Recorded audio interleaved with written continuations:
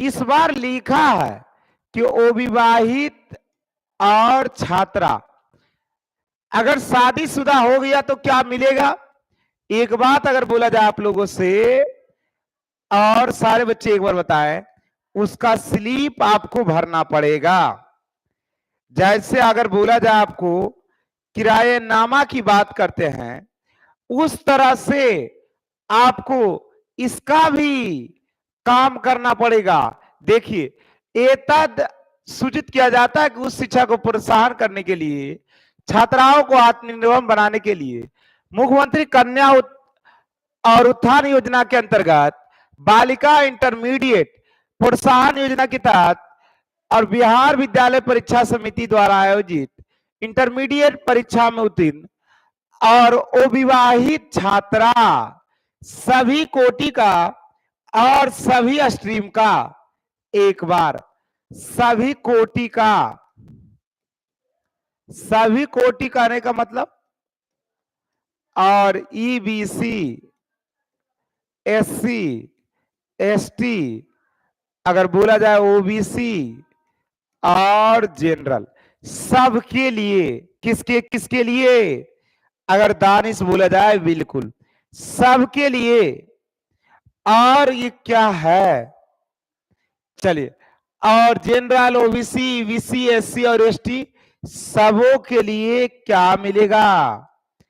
जो भी लड़की और किसी भी से हो, या तो साइंस से हो, आर्ट्स से हो, कॉमर्स से हो, और कितना भी और कोटि हो गया, एक चीज, और परीक्षा में उत्तीर्ण या तो फर्स्ट हो, सेकेंड हो, और या तो थर्ड हो, कुछ भी होगा, लड़की होगा और कोई भी स्ट्रीम होगा, 25,000 रुपया मिलेगा सीधे डीबीटी के अंतर्गत, और उसको दिया जाएगा। अगली बात, पात्र लाभान्वितों को ऑनलाइन प्रोत्साहन राशि के खाते के अंतरित एनआईसी एक पोर्टल के द्वारा निर्माण किया गया बिहार विद्यालय परीक्षा समिति इंटरमीडिएट 2025 में उत्तीर्ण सभी कोटि की छात्राओं को जिलावार और संस्थानवार अपलोड करना है।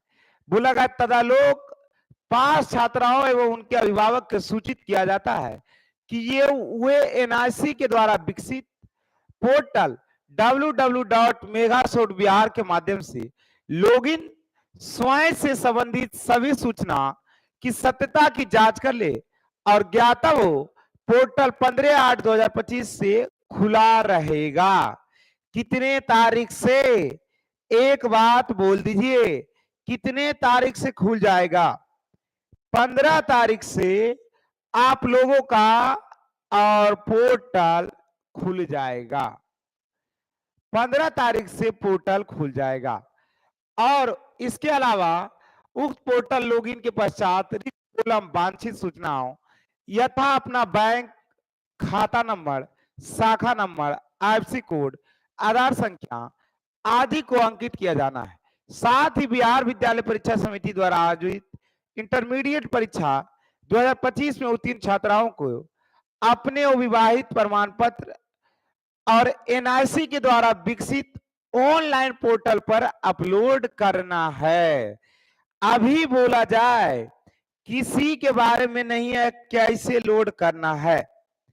अगर बोला जाए आपसे, और क्या, एक बात ध्यान रखे, क्या ये जो विवाहित पत्र कैसे बनाना है इसके बारे में सरकार गाइडेंस देगा।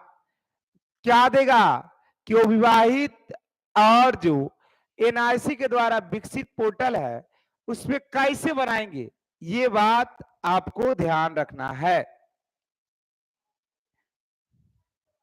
चलिए, और एनआईसी के द्वारा विकसित ऑनलाइन पोर्टल लॉगिन के लिए छात्र छात्रा लाभुक के पास पंजीयन संख्या के साथ जन्म तिथि इंटरमीडिएट 2025 में हासिल किए गए प्राप्तांक आवश्यकता पड़ेगी। पहला नंबर, एक प्राप्तांक होना चाहिए, रजिस्ट्रेशन होना चाहिए, जन्म तिथि होना चाहिए, मोबाइल नंबर होना चाहिए, ये सब जरूरी है।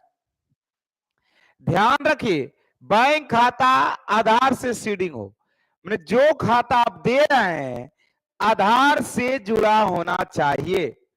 क्या होना चाहिए?